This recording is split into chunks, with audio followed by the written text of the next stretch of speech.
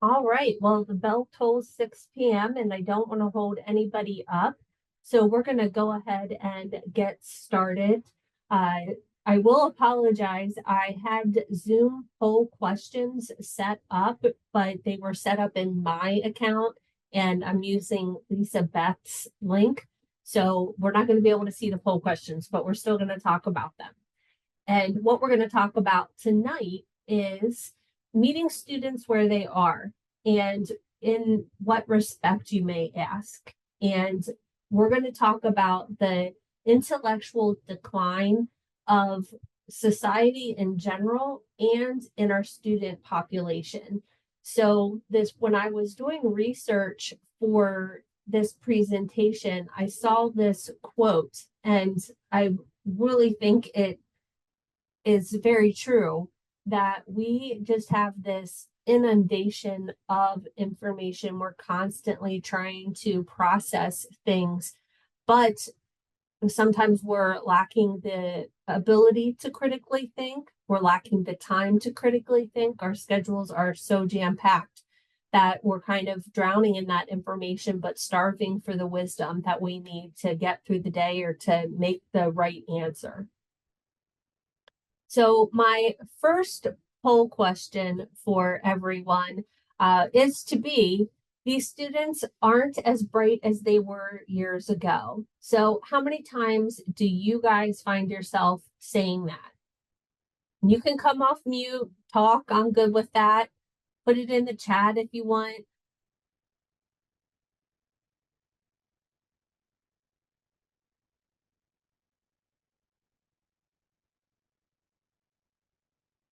Nobody wants to say anything? Oh, students are brighter than ever. I love it.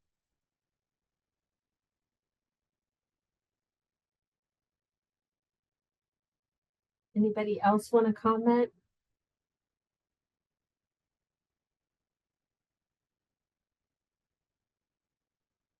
You are right. Mike Seaver said that our parents and grandparents probably said the same things about us. You are correct. And I think like we do hear it as staff in SGPS, we hear it. And I've said it before with when I was teaching nursing school, like, oh my gosh, last year's students just seem to be so much smarter. But what we're finding is that it's not just us, and it's not just SGPS.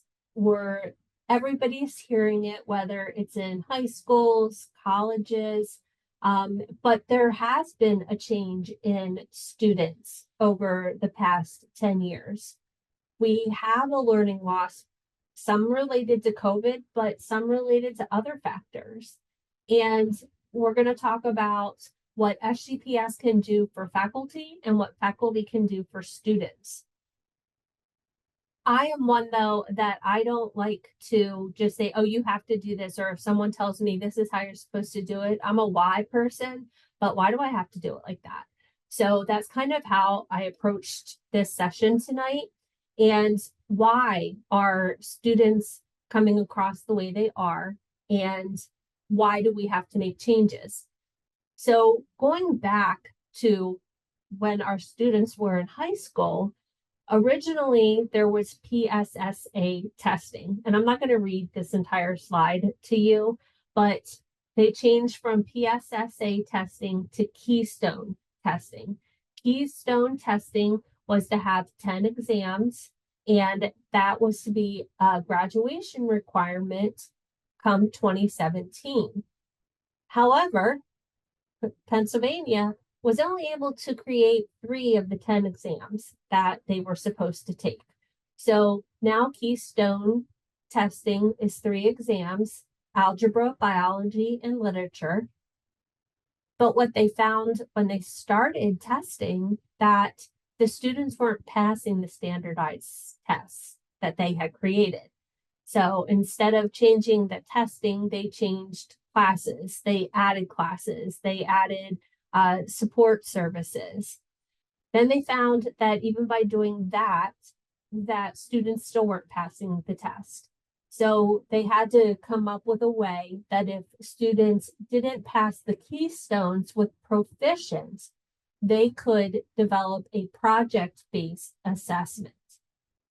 Now, I will be honest, I thought that project-based assessments were just like the high school said you had to do that, and then you still had to pass keystones.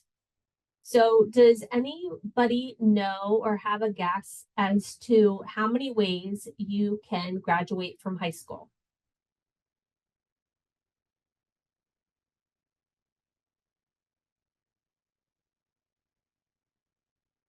Any guess?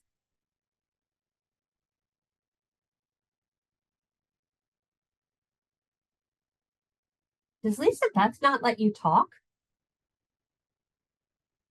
I know she normally does these. Okay, John says two.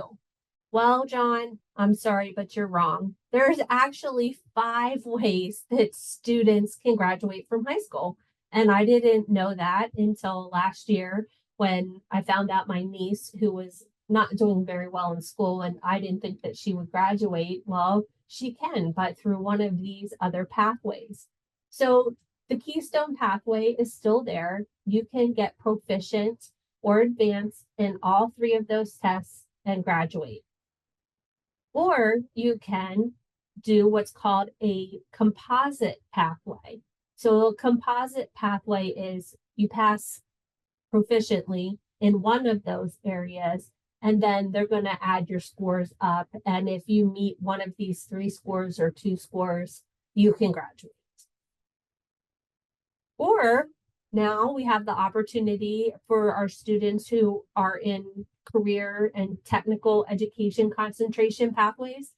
If they pass an industry competency certification, they can graduate.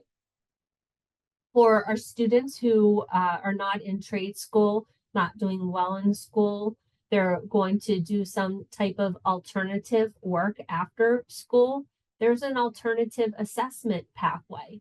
So these students can take the National Career Readiness Certificate and pass, the Armed Services Vocational Aptitude Battery. They can take an International Baccalaureate program, or they can do a dual credit their senior year and they take those 3 courses. And if they pass the dual credit through the college, then they can graduate.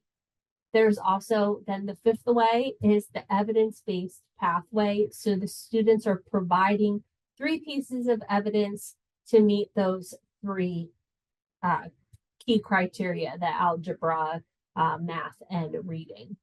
So as you can see, a lot of students are graduating, but not with the expectations that maybe we thought they were. So we say, oh, like, did we dumb it down for the students, or are society truly getting less intelligent? Well, in a way, society is getting less intelligent in the oh, I don't, you know what? I don't know where GREs fall into this. Michael Sievers asked a question about GRE. I am going to talk about ACTs, but I didn't do any research on GREs. So good question, and I can go back and get data on that. So when we're looking at ACTs, over a 30-year period, we're at a 30-year low on ACTs with a marked decrease over the past 6 years. And unfortunately, every single one of the ACT average benchmarks for 2023 was below where students would need to succeed in college. So now remind yourself that that's not every student. We're looking at an average. So we still have these amazing students who are in our classes. And then we have students who aren't probably going to get into our school. So this is an average. And what do you think as a group probably has caused the biggest intellectual decline?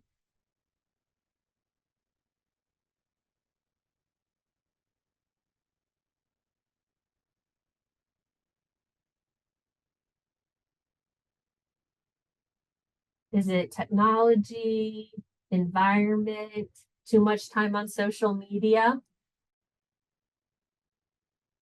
AI, iPhones? Yep, it started around 2006. We got iPhones in like 2007. Lack of in-person instruction, overuse of the internet, and COVID-19. You're all right, every single one of you. So we know that there are environmental factors. And I'm sorry, somebody put a message in the chat. And if you're okay, I am going to wait to answer that question. So there are environmental factors. So we're talking about the chemicals that are being used, the change in plastics. When I taught about fetal development, we talked about the people who are out on the street doing the sign changing when they're paving roads and breathing all those chemicals in. And what's that doing to a fetus? Waste management, the food that we eat, nutrition, that we're more fast foods, changes in the educational system. COVID had a lot to do with things. We're spending less time reading, less time outside playing games, and coming up with ways to entertain ourselves. More kids are in and learning how to play games instead of creating them. Changes in the media. So all of those things have played a big part. When we look at technology, there's negatives and positives. We all can say, oh, this device really improved my life. For me, it's probably my glucometer that talks to my phone. So when I go in to show my blood sugars to the doctor, I just have to pull up the app. So that is really nice. But there are other things that are not. So cyberbullying. I heard someone joke, back when we were young, you had to do it to the person's face and you risk getting punched. Now people can just be keyboard warriors. So there are some positives and negatives. We have exposure now to different intellectual experiences and cultures, but intelligence is then also expressed a little bit differently. We're no longer doing that complex math problems with our pen and paper. And I truly believe that our brain doesn't get an iOS update. It still functions the same. So writing things, hearing things, writing things down makes it stick in your brain. But our students are typing instead of writing or recording lectures and listening to them. With all games, there's decreased attention spans, ability to focus is gone. So we have lower memory retentions. So all of that good jazz with technology. And there's also other causes. So we can get into the political aspects of social change, economics, discrimination, but we can also then get into age discrimination and generational differences. And we're finding, when we're talking to students, what may be a significant event in our mind to try and get them to understand the material is not a significant event in their lifetime. I realized that when I was teaching new parents about a baby on a monitor. And when the baby moved, it wiggled the wires, and then the screen got fuzzy and the alarm would go. And I used to be able to explain it. You know how you used to move the TV antennas, the bunny ears, and your picture would get fuzzy or better? Until I was trying to explain that to a younger couple, and they just stared at me. They didn't know what bunny ears were for the TV. So I knew that was no longer a good source of information to try and explain things. Every generation communicates a little bit differently. We know that.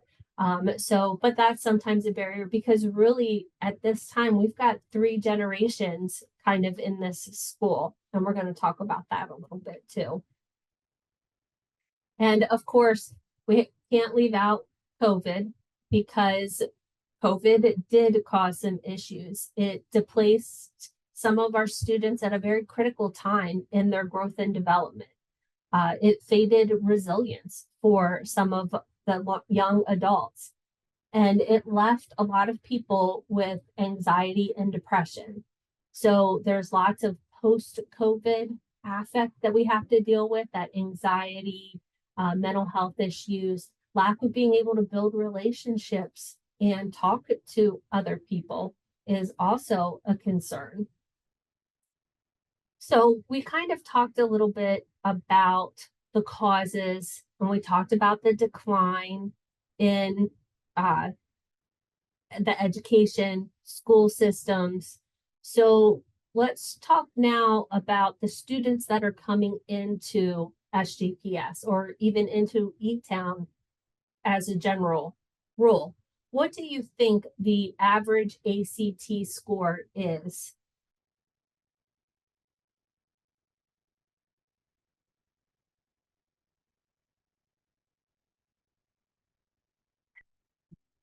Got a 6, I got a 23.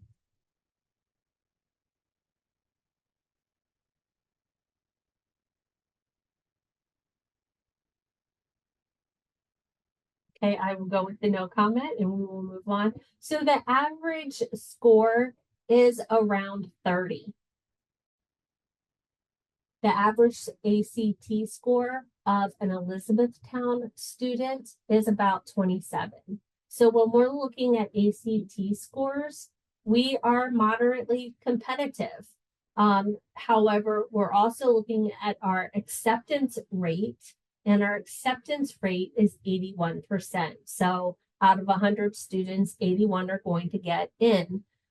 So this is a high acceptance rate, so that makes us a little less competitive. However, if we're getting students that are really like way low on their ACTs, we're not bringing them in. In SGPS, we have some different criteria though, because most of the time we're not looking at ACTs. We're looking at grade point averages from high school and asking for additional requirements. So in our undergrad, you can come in with a high school diploma or a GED. You have to be able to sufficiently write, and you are made aware that the accelerated programs have about 20 hours of coursework a week. And then we hope that they're prepared to come in. But that's our requirements. So there is no grade point average needed at this point in time to be able to come into SGPS undergrad programs. A little bit different for our graduate programs. We do like to have an undergraduate GPA of 3.0 or higher. However, we have signed waivers depending upon work-life experience. We do like them to have a minimum of 3 years in a leadership or management experience. And they also have to know that there's demonstrate a commitment to the fact that there's about 20 hours of coursework each week. So final wise, kind of like looking at everything all together, we're competitive. So we're right probably where we want to be.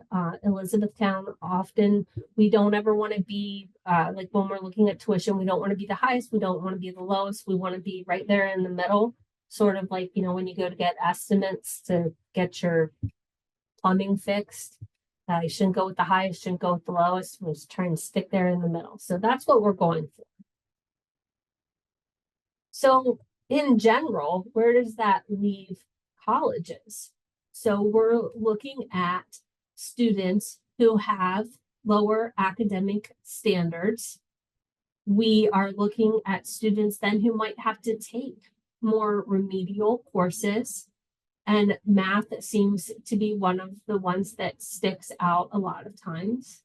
There's more of a potential for failure. And unfortunately, that means more potential to drop out. So that's why we're always looking at our leave rates and getting people back in. What can we do to help with that? And then sometimes it's part of it's the university's problem. So what can we do to address the educational gaps that we know that are there? We're not going to be able to go back and change how the high school graduates students. So we're getting them. So what are we going to do? So where does that leave us as faculty? So we have the task of educating this population that is not prepared for the rigors of a college. It leaves us second guessing and questioning our students. So it becomes very frustrating. The students are frustrated because the education system is failing them. Sometimes we're not adapting, sometimes we are. So how do we recover from this? And the only way is to try. If we don't try, we'll never succeed. So we're looking at students who and in education, we're reaching a demographic cliff is what they're calling it when I was doing my reading. So we're supposed to peak in 2025 with the number of students that we have, and then we're going to start to see a big decline. We're learning that the adult learner is more complex. The students that not only that we are seeing, but other schools who do adult education, or seeing students who are in their mid-30s. We have always said our students are older than 24. The average age range is 25 to 44 when we're looking at other colleges. The other thing that we're looking at and seeing the trends is that they're not looking to come to get a degree anymore. They're not looking to get a business degree. They're looking to get a certificate of some sort that will help them move up in the ladder at work to get a raise or promotion. And so they're looking for job skills and better jobs, not degrees. So that's kind of something that we in SGPS have been paying attention to as well. We know that undergraduate degrees are becoming very popular. So all of that said, we want to have our students be more skill set, be more workforce balanced.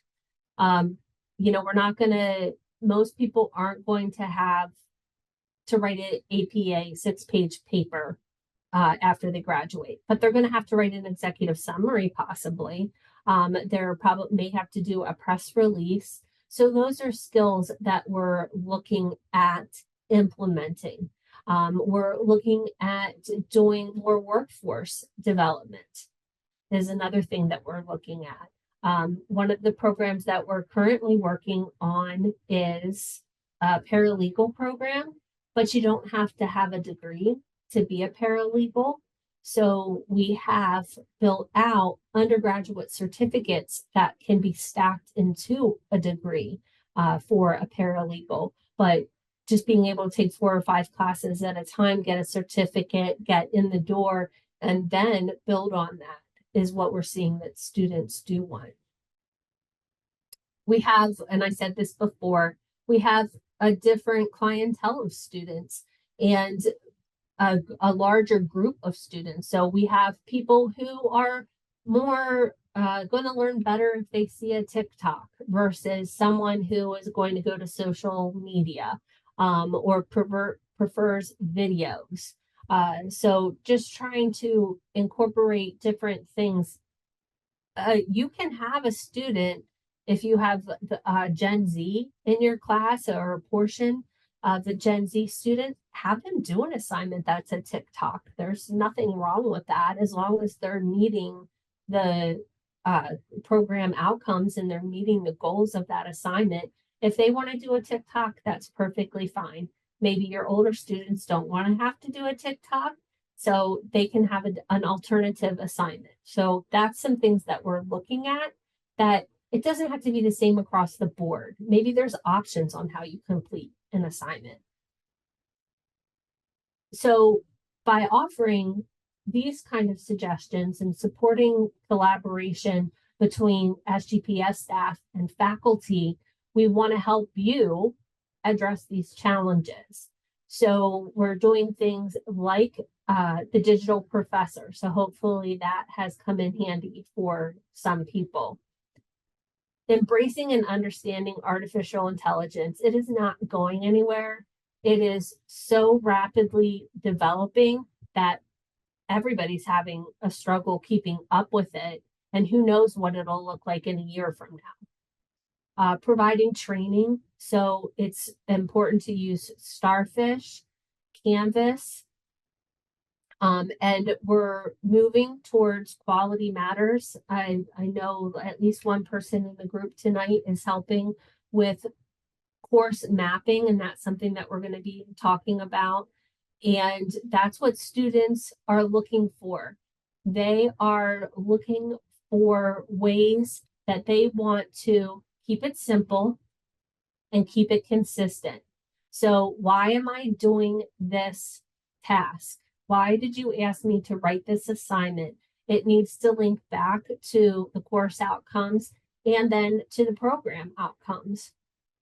Keep your course consistent and also don't make it overwhelming. So having lots of links to click overwhelms students. They find that if they have to click too many links, they get frustrated and will just stop looking.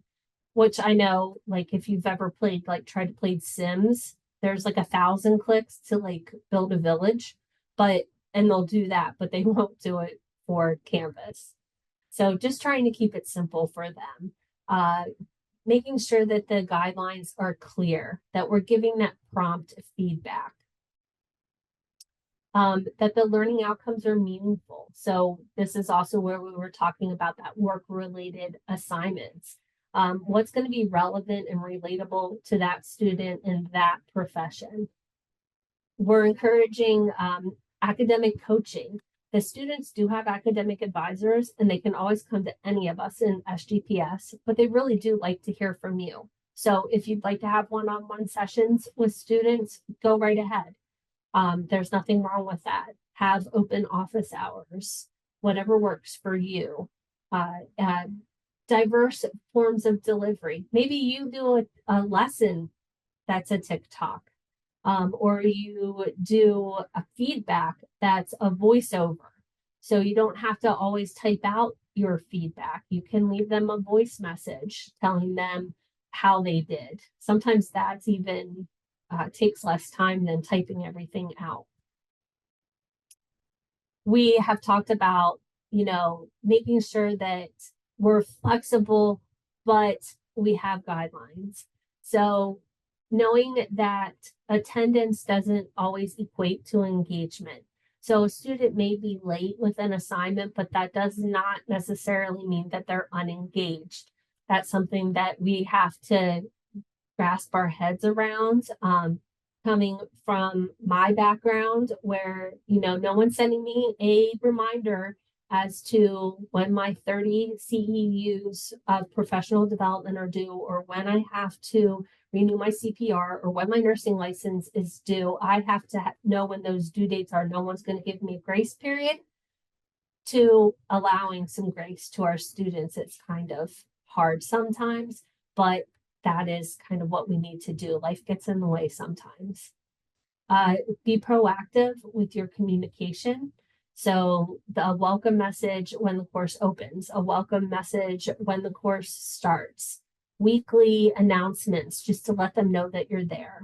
Participate in the discussion boards. And again, that timely and meaningful feedback. So now I have talked a lot in 30 minutes.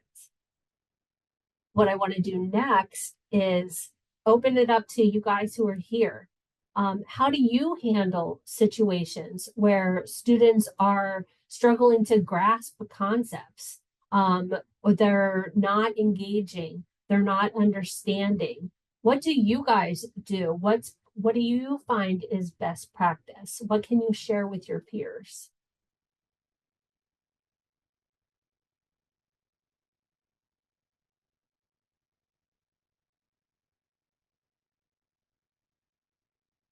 And while you're thinking about what you're going to tell me, I'm going to go back up and read one of these comments. Whoops, sorry, I changed the slide there.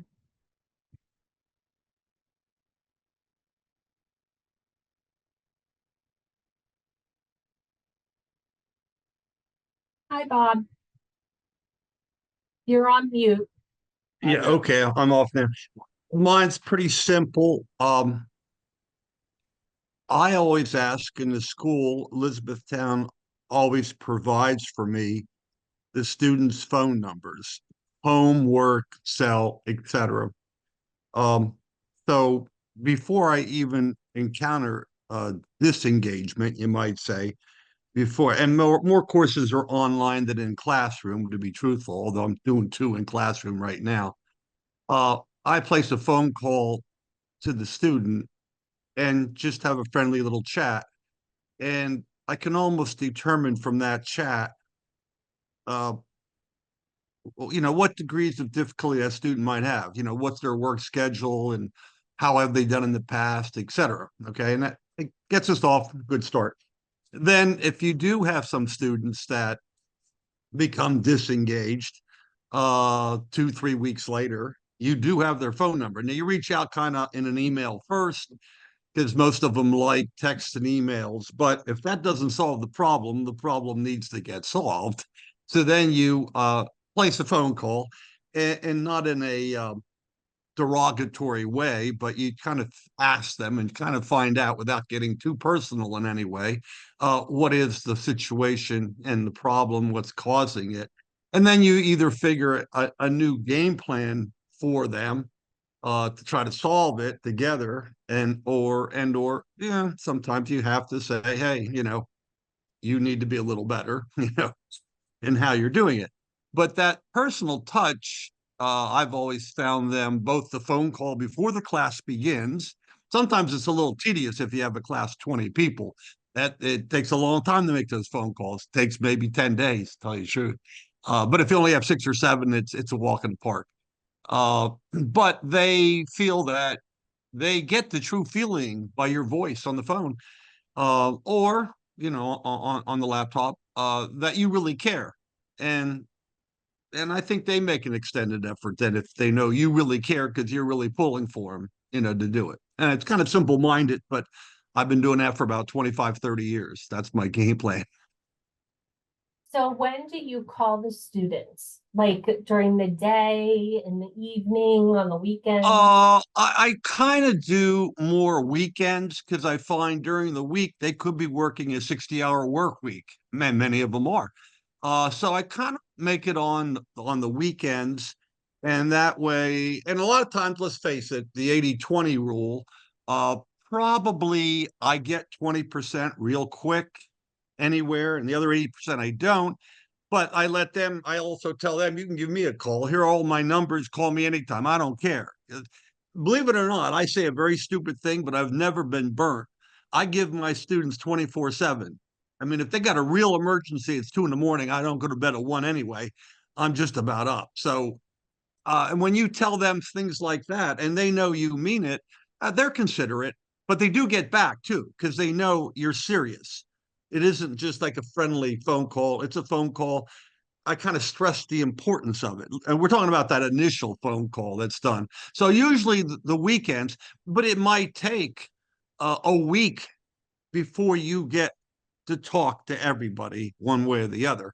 And sometimes you do have to place a second or third call. I mean, maybe some people might feel a little, possibly a little annoying, I don't think, because normally what I get from them is the number one statement is, well, I've never had this experience before with respect to an online course. Um, and that's kind of good because they're taking it in a positive way, you know.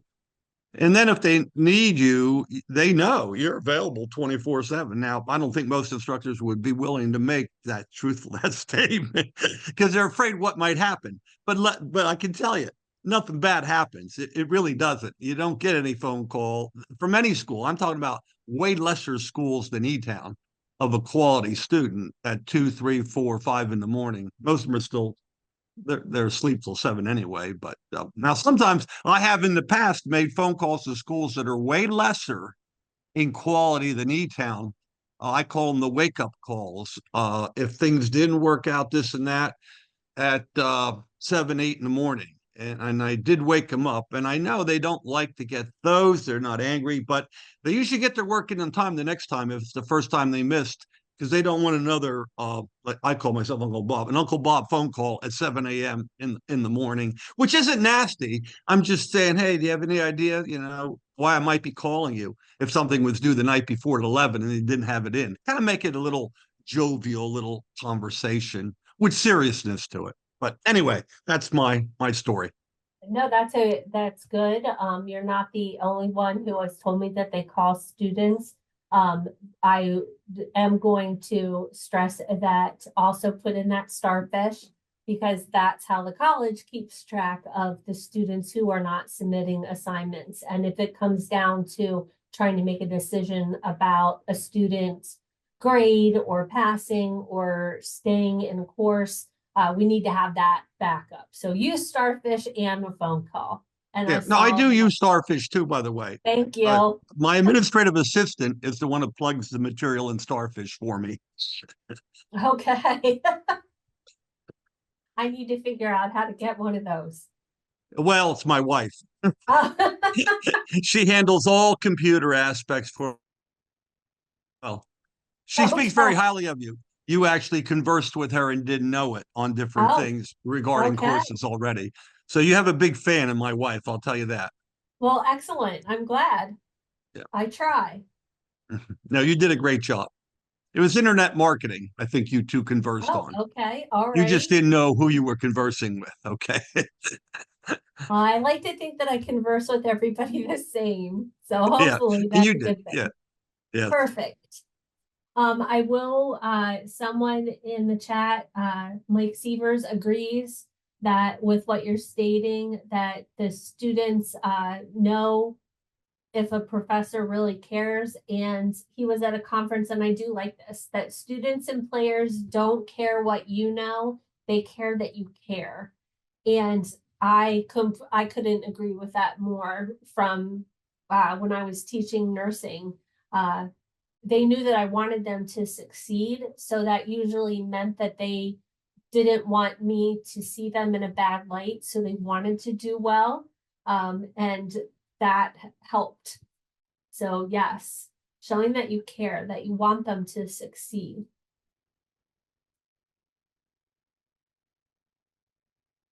What other strategies have you all used as faculty members to get students on board, address challenges?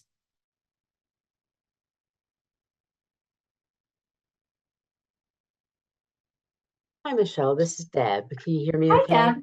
Yes. Good. All right. I think it's really important from the very beginning to be able to tell them that you are there for them and that you are going to make practical experience interweave that into the curriculum, right? So that they would know that, the application is going to be beneficial to them in their careers, and that you're going to gear the assignments in ways that are really practical for them. And I think that helps to be able to say that there's an expectation. Oh, you went on mute for some reason. Oh, I'm sorry. I think that also sets an expectation for them, right? That you are there walking alongside them, that you're there for them, that it's not just going to be solely the academic, but it's going to be academic applied to practice in their field. Excellent. Yes. And that's what we're hearing. Your point is valid.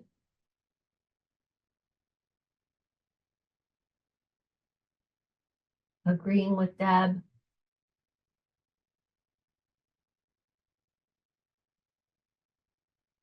And yeah, there's a comment from Mike Sievers that some institutions are already seeing a decline in enrollment. And I will say that fortunately for us, it's been a great team effort here in SGPS that we've actually had an increase in enrollment. We're seeing more enrollment. but it also has to do with our faculty and your ideas and getting out there, you know, with our affinity partners and what do they want. And that is just huge for us. So yeah, and some universities are combining. I know I heard about one that was like you're going, and it may not have taken place yet, but like they still have all their campuses, but only one will make you a teacher, only one will make you an engineer. So you can go to that school, but you're going to have to go to this school, whether it's closer to you or not. So they're not duplicating programs. And Rudy, I did read your question about career and technology and speech class in place of English. And with some of the schools that if the students don't pass English or speech, they couldn't graduate. So I don't know for a fact that that is or is not true. I got the information off of the PDE website. So there could be caveats in there that I did not pick up or was astute to. So there could be some other criteria beyond what was listed in the PowerPoint. Yeah, I kind of think that each school district has their own little nuances as far as what they require for graduation. I don't think it's as cut and dry as you say. There's 5 ways to graduate. I think there's a lot of different things in there that school districts will personalize. And so if it doesn't work out for you at one school district, go to another. If that doesn't work out, go to as much as I hate to say this, charter schools. That's off the wall, something completely different. Yeah, and I don't think even applicable to education, but that's my view. And that is something that's another thing that we didn't even really talk about was charter schools or Waldorf schools. Those other types of schools didn't even fall into this slideshow presentation and talking about intellectual decline. Was anybody surprised at the fact that it's worldwide and it's not just us and it's not just students, but we're seeing a decreased trend like since 1975? And I thought it was interesting, the slide, I didn't read it out loud, but 75% or since 1975, the male intelligence has decreased. And I just thought that was interesting. I don't know if female intelligence hasn't decreased. They didn't say. I'm trying to find my slide now. But I just found that it's interesting. It's around the world. It's not just our students. It's not just the school that has an impact. We're also seeing here, environmental factors have caused IQ scores to decrease steadily among men born after 1975.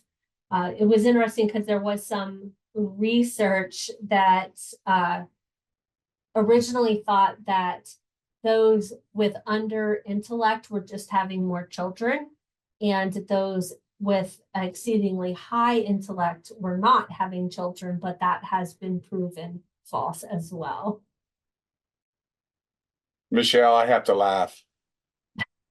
I graduated from high school in 1975, so it's downhill from there. Apparently, it is downhill from there. See, and some people were born before 1975, so your intelligence is not going to decline. I was born before 1975, but I'm female, so my intelligence isn't declining at all.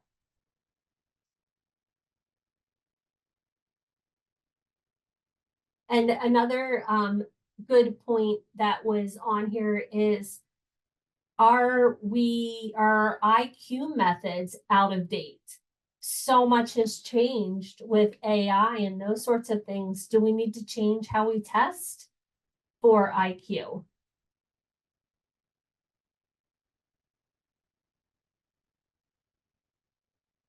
And it's interesting that there's just so many causes when we look at the environment and technology and schools, how everything's just kind of converging into one big hot mess.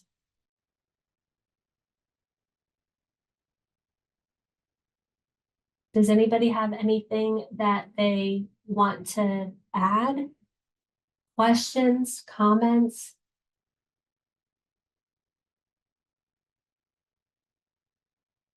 Could I say a few things, Michelle? Absolutely. Number one, something you mentioned about students wanting certificates now as opposed to degrees. I got my master's in education from Penn State in 1995. My master's in education was in training and development. My master's thesis was built specifically when Penn State Harrisburg was considering developing a certificate program in training and development for students who were working in the industry but didn't want to go back for a full master's degree in training and development. That was what, 30 years ago, when already they were trying to take a shortcut to increase their opportunities within their job. I think number one. Number two, you talk about students with math skills. How many kids today can't even give you change at a cash register without having to punch the number in? You know, that's simple math skills they can't do in their head. And I think artificial intelligence, as much as I love it, and I love technology, it is absolutely, I think, going to destroy what we're doing at the School of Graduate and Professional Studies because of an incident I had just in the past week. I prefer my students, when they cooperate in discussion boards, to let me know from their heart and soul what they think about communications related topics. Instead, I have students taking a question I have, typing it in the computer, and giving me textbook answers in a discussion board. That's counterproductive. That to me is like, if you want to write a master's thesis or a doctoral thesis, fine, use artificial intelligence to beef up your product. But if you're trying to get a degree in a School of Graduate and Professional Studies, quit using artificial intelligence. You know, use your background, your experience, what you can bring to the table. So I think it's going to be a detriment to us today, more so than a benefit. Just my view.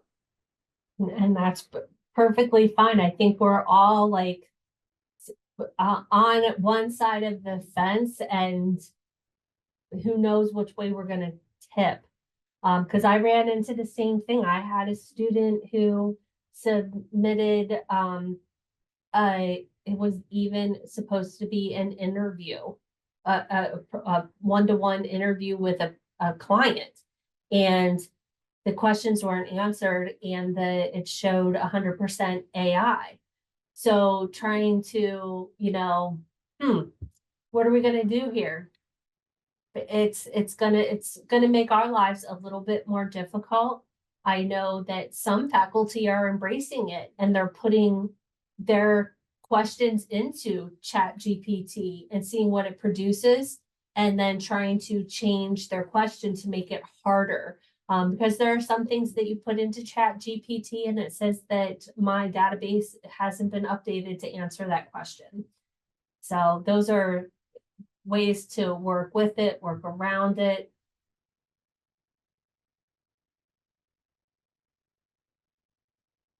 Any other feedback, comments, concerns, questions? Anything SGPS can do to continue to support faculty?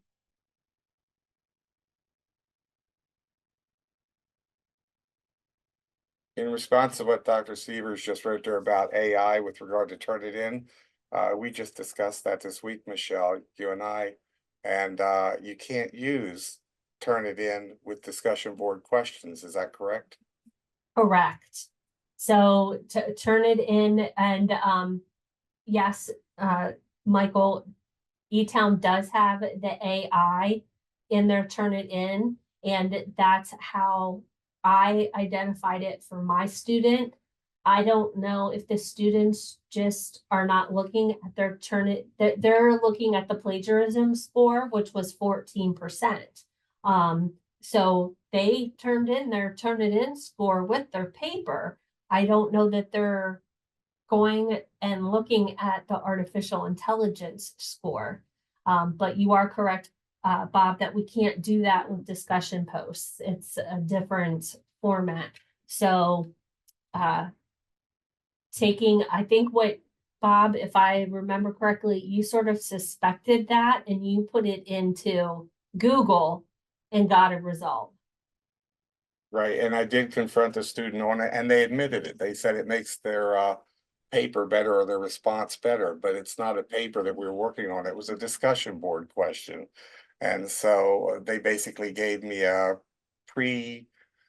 designated textbook answer to a discussion board question. And I could have just put that in the Google Intelligence or Google GPI myself and got the same answer and given the Google GPI the grade instead of the student. But after I acknowledged, did you in fact use artificial intelligence for this? She did acknowledge. And so, I gave her a grade based on her honesty along with her effort. So I took it into consideration and she said she wouldn't do it in the future. So problem solved. Thank you. Excellent. And Michael, for the turn it in, apparently there's an extra charge for the AI.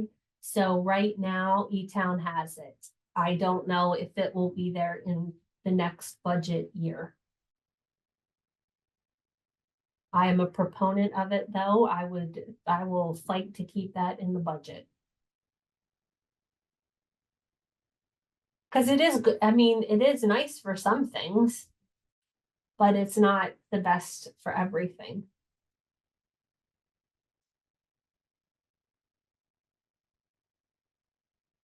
Does anybody else have anything they want to say? I don't want to keep you just sitting here staring at each other. Yes, Kelly. Hi, Michelle. I just wanted to thank you for this session. Because Oh, you're I welcome. learned this and I thought it was valuable information, and it was I thought a very good discussion among everybody, either in the chat box or for the people that came up on camera. So I just wanted to share that with everybody and thank you for the time. Oh, thank you. I found it very interesting when I went back and looked at, like all of us who graduated from high school in the 80s at some point, probably. You just had to like pass your classes. And now learning that there's just so many ways that they can graduate. My niece got I didn't think she was going to graduate, and all she had to do was get an acceptance letter from a college and they let her graduate. So I don't know. But yeah, it's interesting that it's not just us. It sometimes feels like it's just us, that it's just our students, but it is something that's happening worldwide. Can you go over the resources we can send a student to? Which resources? I apologize. I want to make sure I'm sending you the right way. John, I think you asked the question. Oh, the tutor, like tutor.com. Yep, I can send that out to you. So my plan is I'm going to take a moment and I'm going to put in what you guys talked about into the slides at the end. So you will get my slide presentation and all the articles, almost all the articles that I used to pull information from. And some of them are like guides to help you. I really think that a lot of times the majority of our faculty do put in the time, the effort. We're working on different things, changing up discussion boards, how people can post. It's just constantly reinforcing that, because it's just like any habit that you have to do, whether they say like 90 days to make it a habit. And we don't teach as adjunct faculty consistently.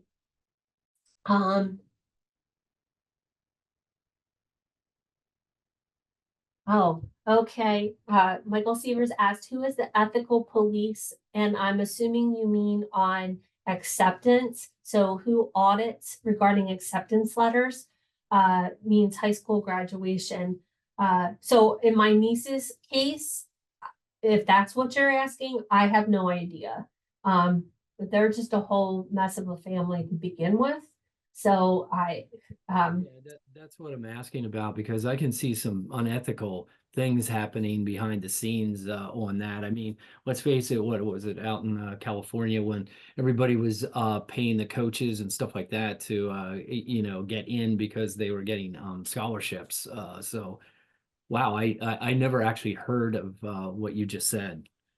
yeah, Interesting. it's sort of like a Florida too. I think about Florida, and isn't there like 15,000 nurses who paid to get a nursing license?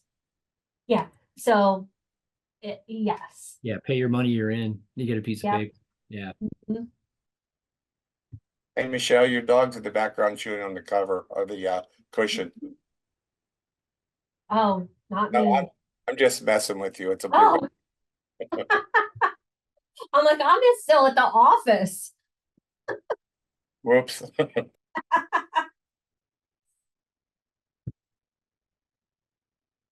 Although my Daisy would have been chewing on something. All right. Well, I will let you guys go. It's just about 7 o'clock. I thank you so much for coming. And Lisa Beth will post the recording. And feel free, if you have any questions or suggestions that you think about later on, shoot them to me, because I know how that is when you're like getting a shower and then you're like, oh, I wish I would have said this or I should have said that. Feel free to send it to me and we can put it out. Great. Thanks, Michelle. Thanks, everybody. You're very welcome. Have a great evening. Stay warm. Spring will be here Thank you, soon. Michelle. Very You good. too. Thank you.